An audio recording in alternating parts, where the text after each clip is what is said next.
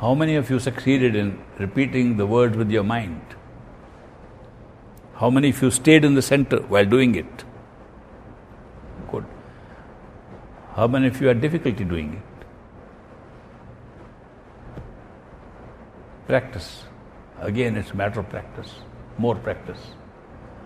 And it will become very easy. When it's easy, doors inside will open. I can assure you, if you can hold your attention, even for short periods, not 2.5 hours, inner doors open and new skies will open up. Let us do one more exercise like that, because I said yesterday and today that the path is one of love and devotion. What we have done so far is mechanical.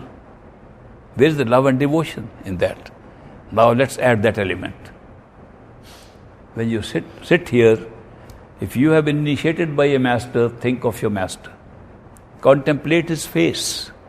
Contemplate he sitting there and talking to you. Do not contemplate on the picture of the master. Do not think that the photo is going to be the appropriate thing to remember your master. Remember your master how you saw him. Any old memory of the master. Bring that back. And repeat the words at the same time when you are looking at the master. Repeat the words to make sure it's not a pure imaginary picture being made up. And if you are repeating and you make the form master, it will disappear. You won't be able to see the forehead and eyes of the master if he is not the master. If he is, you will see the face very clearly. Eyes will shine out in front of you. But if it is not, your mind is making up. Even if you see briefly, it disappears with the words. These are powerful words of Simran that perfect living masters give us. So now we're adding. Express your love and tell the master how you want to do seva for him. How you express your love in different ways. Just express it. Talk.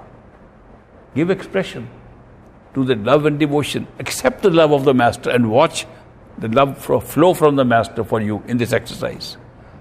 So in this exercise, you would add this feature that you will go back to the meditation chamber, go in the center, visualize, imagine the form of your master as you saw him. And those who haven't seen the master and been initiated merely by a representative, they have to imagine the master as a live master, not the picture. A photo blocks you from having access to experience of love and devotion. You can't have love and devotion for a picture, for a photo. It has to be a person, real person. And therefore you must imagine the master to be really there. But those who have seen a master and been initiated personally by the master, for them it is easy, because they can recall an actual memory of how he was. What happens that in this exercise, when you contemplate dhyan of the master, contemplate the face figure of the master in front of you, when you do that, and the Simran is holding the image there, the master will change from the image you are imagining and be alive and answer your questions and talk to you. Talk to you what he didn't talk when you saw him. So he becomes a live person. But the meditation of Simran should go on to check that the mind doesn't start making up and talking. If these two things are done, you can have communication with your master at any time, 24/7. It's a possibility, even if you haven't seen the radiant form of the master. Requirement, imagine from memory the master's face particularly, the whole body if necessary, sitting, walking, whatever he was doing in the same form, repeating the words. If the master stays, he will turn around, talk to you. He'll be a live person. And it will be the master. And you can then exchange any information you want, any greetings you want with the master.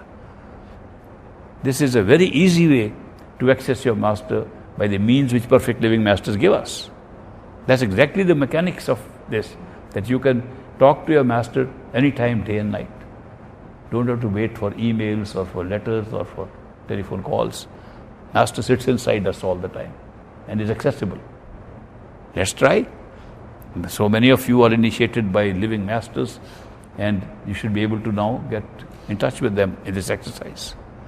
Close your eyes, go back to the 6th floor chamber, go in the center, start by repeating the Simran, start by repeating the words, and then visualize the Master who comes in front.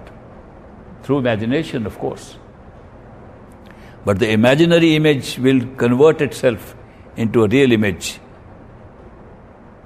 if the Master's face and eyes are held. Forehead and eyes can be seen while you're repeating the words. Then the Master is there. Open your eyes. Welcome back. Rub your face. This is a follow-up that I do. Rub the face and the hand, because in deeper meditation you'll find that you leave the body every time you do meditation. When you come back, this helps you get back into the physical body very quickly. So that's why I just do it as a routine almost. You don't need in the beginning, but it's good to practice this, and it becomes easy, because your legs go to sleep, your hands go to sleep, you don't know where they are, and this brings you back right into your activity in this level, physical level. How many of you were able to successfully contact your Master in this exercise? Good. Some of you, others have to try more. This is a means of really meeting not the imaginary Master that you imagine, but your real one. And this is a secret. It's a secret that by imagining something, you can go to the real experience. Somebody criticized me for suggesting that we imagine these things. They say, you are recommending people to imagine a Master? I said, well, 2 questions. First, where does imagination come from? Have you ever thought of it? When we imagine, where do we imagine from? Where does imaginary thought, imaginary power come from? Where does the power of imagination come from? It comes always from the astral plane. There is no other source for imagination. The source of all imagination is the astral plane. Secondary, if you have reached that level and had actual experience of withdrawing your attention and going into the astral plane, you'll find what you thought was imaginary here became real there. And so imagination is not as imaginary as we think. But we place more emphasis on the reality of that which is not being imagined, but which is being created statically, not moving. This is real, that's imaginary. It's an artificial distinction. I even gave an example to you the other day that if I was to say, imagine you are standing in that corner. You can, while sitting here, imagine you are standing in the corner. Are you sitting here or standing in the corner? You are imagining, you are seeing yourself. You are feeling that you are near the corner. You can feel the glass and you can lean against it. The sensory perceptions are still taking you to the corner. But you are also sitting here. How much of you are sitting here and how much is standing in the corner in terms of attention? Maybe 95% of you sitting here, 5% is there of your attention. The attention is all on this body here, and we make it real. Supposing we could change the balance and make it 55% there and 45% here, immediately the effect will be that will become real, this will become imaginary. You can try it out. Imagination is not that imaginary like we think. Imagination creates the reality of the other experience of the astral plane. And from there we draw all imagination, inspiration. The poets write poetry. Scientists discover things. Where does the inspiration come from? All inspiration is coming from there. All imagination is coming from there. And go and check it out. You can find out that's what's happening. Unless we go there, we have our own definition of what is real or unreal. We have our own definition of what is imaginary and what is not.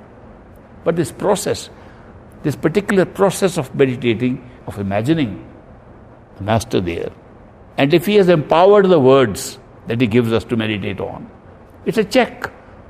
That is not the made up image by the mind at this stage, it is actually drawing the radiant form, the actual form of the Master at the astral plane.